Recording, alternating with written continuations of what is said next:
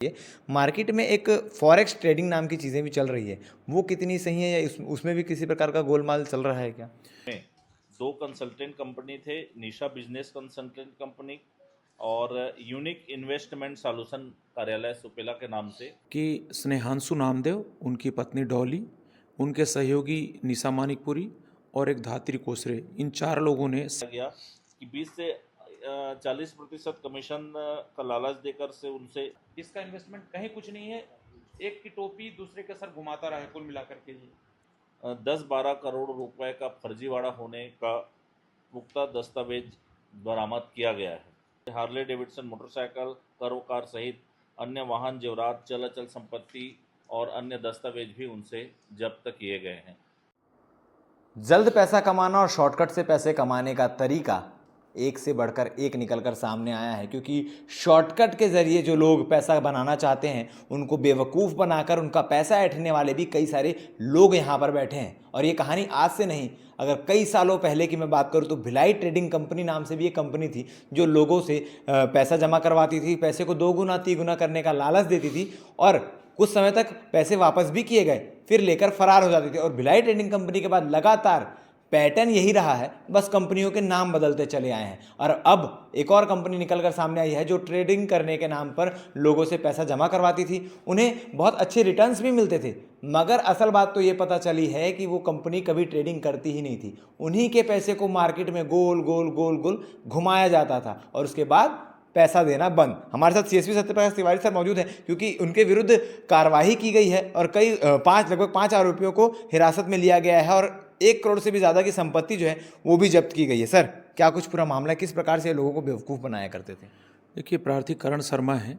इन्होंने स्मृतिनगर चौकी में एक प्रथम सूचना पत्र दर्ज करवाया है कि स्नेहांशु नामदेव, उनकी पत्नी डॉली, उनके सहयोगी निशा मानिकपुरी और एक धात्री कोसरे, इन 4 लोगों ने शेयर मार्केट में निवेश कर और शेयर मार्केट से तगड़ा फ़ायदा पहुंचाने के नाम से प्रार्थी करण शर्मा और उसके सहयोगियों से लगभग 66,45,000 रुपये का निवेश करवाया और बाद में वो न तो निवेशित राशि वापस कर रहे हैं और न ही जो भी उसका फ़ायदा उनके द्वारा बताया गया था वो वापस कर रहे हैं और इनके द्वारा धोखाधड़ी की गई है। प्रकरण में जब स्नेहांशु नामदेव, उसकी पत्नी और उनके जो दोनों सहयोगी जिनका नाम प्रथम सूचना पत्र में है, उनको जब पुलिस हिरासत में लेकर के पूछताछ किया गया तो ये जानकारी प्राप्त हुई कि बगैर सेबी में रजिस्ट्रेशन कराए, बिना किसी आरबीआई के विधिक दस्तावेज के अघोषित रूप से एक फर्जी कंपनी, 2 कंपनियां इनके द्वारा बनाई गई जो आरोपी मुख्य है स्नेहांशु नामदेव के द्वारा। ये दोनों कंपनियां उसकी पत्नी डॉली नामदेव और एक निशा मानिकपुरी के नाम से था, जिनका कार्यालय, एक का जो कंपनी है वो Nisha business consultant private limited mall में खोला गया था और दूसरी एक और कंपनी है यूनिक इन्वेस्टमेंट सॉल्यूशन। इस कंपनी का कार्यालय ये सुपेला चौक पे बनाए थे और ये लोगों को 20 से 40% का तगड़ा मुनाफा शेयर मार्केट में इन्वेस्टमेंट करवा करके शेयर मार्केट के माध्यम से देने का इन्होंने प्रलोभन दे करके और लोगों से पैसे इन्वेस्ट करवाए।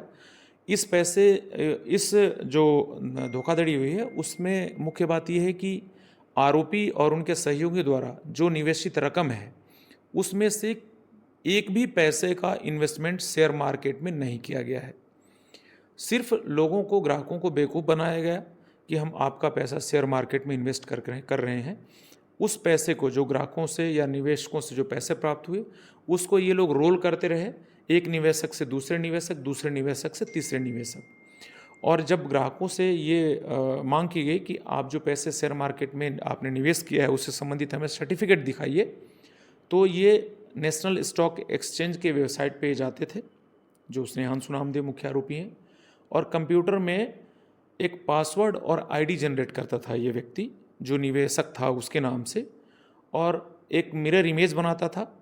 मिरर इमेज बना करके उसमें कूट रचना कर फर्जी तौर पे एक पेज बनाता था और उसमें ये दिखाता था कि हमने जो पैसा निवेशक का है उसको शेयर मार्केट में निवेशित कर दिया है, और ऐसा करके उसका स्क्रीनशॉट लेकर के एक मिरर इमेज बना करके और ग्राहक को या निवेशक को भेज देता था ताकि उनको विश्वास हो। अब तक जो प्राप्त जानकारी है उसके हिसाब से लगभग 10 से 12 करोड़ रुपए का इसके द्वारा इस प्रकार का फर्जीवाड़ा और धोखाधड़ी किया गया है, जिससे संबंधित साक्ष्य संकलित किए जा रहे हैं। प्रकरण में जो निवेशकों की राशि है उसका उपयोग कर उस राशि से लगभग 1 करोड़ रुपए की चल अचल संपत्ति आरोपी और उसके परिजनों के द्वारा ली गई है, उनको इस प्रकरण में जब्त किया गया है, जिसमें कई वाहन है, ज्वेलरी है, कैश है, इलेक्ट्रॉनिक आइटम्स भी हैं उसमें, और इन पांचों व्यक्तियों को गिरफ्तार किया जाकर इनके विरुद्ध वैधानिक कार्रवाई की जा रही है। सर अभी तक क्या जितने लोगों ने शिकायत की थी लगभग कितने का इन्वेस्टमेंट हुआ होगा? अभी तक लगभग 20 से 25 लोगों की शिकायतें हमें लिखित तौर पे प्राप्त हुई हैं, जिसमें ये एफआईआर के कंटेंट से जो एफआईआर करता है वो भी शामिल है। और अभी तक प्राथमिक जानकारी के हिसाब से लगभग 4-4.5 करोड़ रुपए के आसपास की निवेश की जानकारी निवेशकों द्वारा दी गई है। आने वाले समय में ये आंकड़े और बढ़ सकते हैं। आने वाले समय में ये आंकड़े बढ़ सकते हैं। जो भी जानकारी विवेचना के दौरान आरोपियों से मिली है उसके हिसाब से ये आंकड़ा लगभग 10 से 12 करोड़ रुपए का है। उसमें से काफ़ी सारा रकम निवेशकों को इसके द्वारा वापस कर किया गया है। इससे संबंधित दस्तावेजी साक्ष्य भी इसके द्वारा जो दस्तावेज प्राप्त इससे हुए हैं, जब्त हुए हैं, उसमें उल्लिखित है। ये विवेचना के विषय है और विवेचना के बाद ये चीज़ें क्लियर होंगी कि कितना रकम इसके द्वारा सर इस प्रकार से कई सारी चीज़ें निकल कर सामने आती है जो निवेश करवाने के नाम पर लोगों से धोखाधड़ी की जाती है। मार्केट में एक फॉरेक्स ट्रेडिंग नाम की चीज़ें भी चल रही है, वो कितनी सही है या उसमें भी किसी प्रकार का गोलमाल चल रहा है क्या? देखिए, फॉरेक्स ट्रेडिंग जो है वो भारत में कोई विदेशी ट्रेडिंग कंपनी है, ट्रेडिंग ऐप है, उसके माध्यम से करते हैं। भारत में इसकी वैधानिकता पे स्टार्टिंग से ही प्रश्न चिन्ह रहा है और ये हम पुलिस और प्रशासन के द्वारा लगातार लोगों को जागरूक किया जा रहा है, उनको ये भी बताया जा रहा है कि शेयर मार्केट में ट्रेडिंग के नाम से आप अगर ज़्यादा मुनाफा के लालच में अगर किसी के पास पैसे इन्वेस्ट कर रहे हैं तो वो गलत है और सिर्फ लालच है ये, आपके पैसे उसमें फंस भी सकते हैं, आप ऐसा इन्वेस्टमेंट न करें। परंतु यह भी देखने में आ रहा है कि जो भी व्यक्ति निवेशक हैं वो सिर्फ लालच में आकर के ऐसे पैसे फंसा रहे हैं वहाँ पे और उसका धोखाधड़ी का शिकार हो रहे हैं। तो पुलिस की तरफ से सभी लोगों को ये सुझाव है, सभी लोगों से ये आग्रह है और ये उनको हमेशा जन जागरूकता फैलाने का, जन जागरूक करने का प्रयास किया जा रहा है कि ज़्यादा मुनाफे के लालच में आप किसी भी अनधिकृत रूप से जो भी कंपनी या ट्रेडिंग के नाम से कोई व्यक्ति ऐप आपको प्रोवाइड करवा रहा है, ट्रेडिंग के नाम से प्रलोभन दे करके, ज़्यादा मुनाफा का प्रलोभन देकर अगर आपका पैसा निवेशित करवा रहा है, वहाँ पैसा कतई निवेश न करें।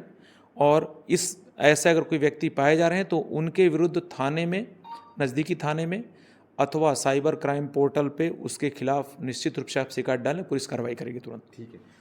कहावत आपने सुनी होगी, लालच बुरी बला, और ये बार बार साबित भी होता आता है कि किस प्रकार से लोगों को बेवकूफ़ बनाकर लालच देकर उनके पैसों को लूट लिया जाता है। इस पूरे मामले को लेकर आज प्रेस कॉन्फ्रेंस भी हुई। प्रेस कॉन्फ्रेंस में क्या कुछ चीज़ें निकलकर सामने आई है, आप आगे वीडियो में देखिए। दुर्ग पुलिस द्वारा एक बड़े मामला का खुलासा किया जा रहा है, जिसमें एक एफआईआर दर्ज किया गया है चौकी स्मृति नगर में, थाना सुपेला में नंबरी कायमी किया गया है। सूर्यामाल स्थित अपार्टमेंट में एक निवेश के नाम पर धोखाधड़ी करने वाले जो गिरोह है उसका भंडाफोड़ किया गया है और इसमें 2 कंसल्टेंट कंपनी थे, निशा बिजनेस कंसल्टेंट कंपनी और यूनिक इन्वेस्टमेंट सॉल्यूशन कार्यालय सुपेला के नाम से, और ये लोगों को प्रॉफिट दिलाने का झांसा देते थे, ज़्यादा से ज़्यादा आपको रकम दिलाएंगे करके, और पैसा इन्वेस्टमेंट कराते थे और उनको बराबर शुरू में पैसे भी देते थे। और वो पैसे प्राप्त जब होता था तो वो एक दूसरे को बताते बताते ये चैन रिएक्शन जैसा हुआ कि इतना वहाँ पैसा जमा करने से प्रॉफिट दिया जा रहा है शेयर ट्रेडिंग में। बेसिकली ये शेयर ट्रेडिंग में पैसा नहीं लगाते थे, जो पैसा इनका जमा होता था उसी को रोल आउट करते जाते थे और शेयर ट्रेडिंग में दुगना हो जाएगा करके धीरे धीरे पैसा देते जाते थे। इनमें इन्वेस्टमेंट धीरे धीरे करके बढ़ता गया तो ये उसके बाद प्रॉफिट देना बंद कर दिए। इस आधार पर प्रार्थी के द्वारा चौकी स्मृति नगर में एफआईआर दर्ज कराया गया कि 20 से 40% कमीशन का लालच देकर से उनसे 66 लाख रुपए की धोखाधड़ी की गई है।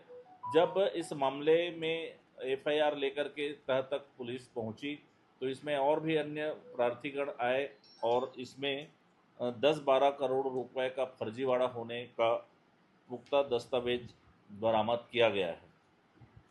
5 आरोपी अभी गिरफ्तार किए गए हैं और आरोपियों की धोखाधड़ी से प्राप्त रकम से उन हार्ले डेविडसन मोटरसाइकिल, कार सहित अन्य वाहन, जेवरात, चल अचल संपत्ति और अन्य दस्तावेज भी उनसे जब्त किए गए हैं।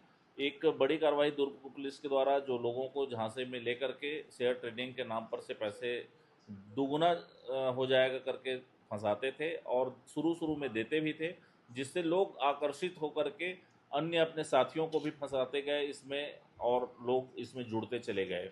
एक बड़ी कार्रवाई, आज 5 लोगों को गिरफ्तार किया गया है और उनसे संपत्ति भी जब्त की गई है। कब से कर रहे थे इस काम को? बताते जाओ ना, ये जो पूछताछ में जानकारी प्राप्त हुई उसके इस हिसाब बारे से में और विस्तृत जानकारी, इनका जो ट्रेंडिंग था और किस तरीके से हमने इसको ट्रैक किया, इसके बारे में सीएसपी साहब बताएंगे। प्रारंभिक तौर पर जो जानकारी प्राप्त हुई उसके हिसाब से जो आरोपी उससे पूछताछ तो उसने बताया कि वर्ष 2024 फरवरी से उसने ये काम स्टार्ट किया था। उसके पहले शेयर ट्रेडिंग का ही काम करता था, बहुत छोटे पैमाने पे, लेकिन जब उसको लालच आया और लोगों ने उसको सजेस्ट किया, एक दो लोग और थे जिन्होंने सजेस्ट किया कि आप शेयर मार्केट में ऐसे निवेश कीजिए, तो उसने ये वाला काम चालू किया। पुलिस की सफलता मानते हैं कि विफलता मानते हैं? क्या कहलाएगा, पुलिस की सफलता है? अभी पुलिस के द्वारा की गई कार्रवाई है, जब सूचना मिली, सूचना पे कार्रवाई की गई।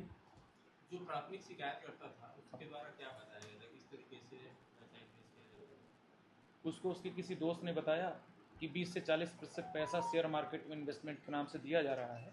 वो और उसके दोस्त मिलकर के 66 लाख, लगभग 45,000 रुपये का इन्वेस्टमेंट उन्होंने किया। प्रारंभिक तौर पे उसको लगभग 30% का, 20 से 30% का उसको कमीशन दिया गया। हर माह उसको लालच, मतलब ये बताया गया कि इतने पैसे शेयर मार्केट में हमने जो निवेश किए हैं उससे ये रकम प्राप्त हो रही है और ये पैसा आपको हम दे रहे हैं। अब स्नेहांशु नामदेव ही है इसमें, उन्होंने जो निवेशक थे, निवेशकों को इन्होंने ये बताया कि शेयर मार्केट में हम पैसे इन्वेस्ट कर रहे हैं और शेयर मार्केट में इन्वेस्ट से संबंधित नेशनल स्टॉक एक्सचेंज के वेबसाइट पे जा करके वहाँ ये फॉर्म भरते थे। पासवर्ड आईडी बनाता था ये मुख्य आरोपी, जो निवेशक रहता था उसके नाम से।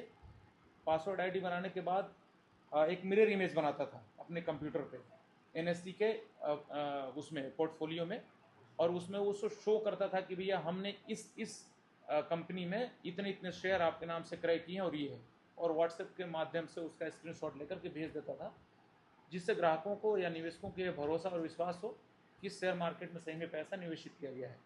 इसी कारण लगभग इतने दिनों तक कोई भी व्यक्ति शिकायत करने नहीं आ रहा, सभी लोगों को पैसा मिल रहा था। सभी लोग लालच में आकर के पैसे निवेश कर रहे थे। जब पैसा मिलना कम हो गया अथवा बंद हो गया, उसके बाद उन्होंने शिकायतें चालू की और शिकायत मिलने के बाद ये एफआईआर किया गया है। इसके पहले किसी भी व्यक्ति ने इस प्रकरण में, इस संबंध में कोई भी शिकायत नहीं की थी। अभी तक कितनी शिकायतें आ गई इस मामले में? इस मामले में अभी 25 से 30 के आसपास शिकायतें मिली हैं और शिकायतें आ रही हैं। इसमें जो भी शिकायतें आ रही हैं इस मामले में उसको संलग्न किया जा रहा है और उसमें उससे संबंधित जो पैसा लिया है, आरोपी जो पैसा लिया है, आरोपी के पास जो पैसा किया गया है, पैसा कुछ तो होल्ड किया है, क्या किया गया है? रियल इन्वेस्टमेंट है भी कि नहीं? कोई रियल इन्वेस्टमेंट नहीं है। ये जो पैसा, जैसे किसी व्यक्ति ने 10 लाख रुपए इन्वेस्ट किए तो उसका इन्वेस्टमेंट का रकम ये जो और 4 लोग थे उनके बीच में जो उनका लाभांश जो 20 से 40% था उसको दे दिया। इसका इन्वेस्टमेंट कहीं कुछ नहीं है। एक की टोपी दूसरे के सर घुमाता रहा है, कुल मिलाकर के ये सिर्फ पैसे का रोलिंग किया है एक निवेशक से दूसरे निवेशक। सर आप कह रहे हैं ये पहली शिकायत है, आप कह रहे हैं ये पहली शिकायत। 1 महीने पहले सुपेला पुलिस ने 155 काट के दिया इसी आरोपी के खिलाफ 12 करोड़ के मामले में। क्या पुलिस उस समय जांच नहीं कर रही थी, ठगी के लिए छोड़ दिया उसको? इस प्रकरण में जो 155 काट कर दिया गया है वो अभी मेरे अंदाज से 8 तारीख को दिया गया है इसी महीने। इस प्रकरण में प्रथम दृष्टया उसमें ये पाया गया, जो व्यक्ति शिकायत करता आया था उसने बताया कि शेयर मार्केट में हमने निवेश किया गया है, उसकी भूमिका की भी जांच इसमें की जा रही है। उसकी भूमिका भी इस प्रकरण में संदिग्ध है। जिस व्यक्ति ने 155 का फायना कटवाया वो जानबूझ करके वहाँ ये बताया कि भैया आप 155 का फायना हमें काट करके दे दीजिए। 155 का फायना उसको कटवा गया, उसकी भूमिका इसमें संदिग्ध है। उसके संबंध में भी विस्तृत 1 साल से दुकान चल रही है सर, सोशल मीडिया प्लेटफॉर्म में वीडियो वायरल हो रहा है, प्रमोशन हो रहे हैं इसके, पुलिस नहीं देख रही सर क्या हो रहा है? देखिए, जितनी भी सोशल मीडिया प्लेटफॉर्म में जो प्रमोशन हो रहा है अथवा विभिन्न समाचार पत्रों में जो प्रमोशन किया जा रहा है इसके अतिरिक्त बहुत सारे फर्जीवाड़ी चीज़ों का भी प्रमोशन किया जाता है। ये संबंधित व्यक्ति को देखना चाहिए, उनकी भी मॉरल और सामाजिक रिस्पॉन्सिबिलिटी है, उनको भी ये चीज़ें करनी चाहिए। जब तक पुलिस के पास शिकायतें पुख्ता इस संबंध में नहीं होती, जब तक कार्रवाई करने की स्थिति में हम नहीं होते। आरोपी भागा क्यों नहीं सर, क्या मांग सकते हैं? नहीं, आरोपी को पकड़ा गया है। कुछ निवेशक उसके यहाँ गए थे, जब सूचना मिली तो उसको पकड़ के ला करके इस प्रकरण में उससे पूछताछ की गई। पूछताछ करने के बाद सारी चीज़ों का खुलासा हो गया। सर ये जो निवेशक में दुर्घटना के आसपास होती है, आसपास के भी हो सकते हैं। अभी तो प्राथमिक तौर पे जो दुर्गुलाई के निवेशक हैं, उन्हीं निवेशकों के शिकायतें हमें प्राप्त हो गई। 25 से 30 शिकायतें भी मिली हैं जो दस्तावेज प्राप्त हुए हैं आरोपी के पास से, हार्ड डिस्क में है उसके और सॉफ्ट कॉपी भी है। उसके हिसाब से प्राथमिक तौर पे लगभग 10 से 12 करोड़ रुपए का उसने निवेश दिखाया है और लगभग 7 से 8 करोड़ रुपए का वो रिटर्न किया है संबंधित व्यक्तियों को। उससे संबंधित भी दस्तावेज उसके पास है, उसका परीक्षण किया जा रहा है, उसकी जांच की जा रही है। पैसा कितना रिकवर हुआ सर? पैसा रिकवर हुआ? लगभग 1 करोड़ रुपए के आइटम और कुछ नकदी रकम, निवेश से संबंधित दस्तावेज, सोने चांदी की ज्वेलरी, इलेक्ट्रॉनिक आइटम्स। उसमें एक वर्टू कंपनी का एक विदेशी मोबाइल भी मिला है। उसके बारे में ये बताया गया था इसको, जिस व्यक्ति ने भी इसको गिफ्ट किया है, कि उसके IMEI नंबर को या उसके कॉल को ट्रेस उस मोबाइल से नहीं किया जा सकता। उसका उपयोग इस प्रकार अभी तक तो नहीं किया गया था, बट वो कंपनी का मोबाइल मिला है, वर्टू कंपनी।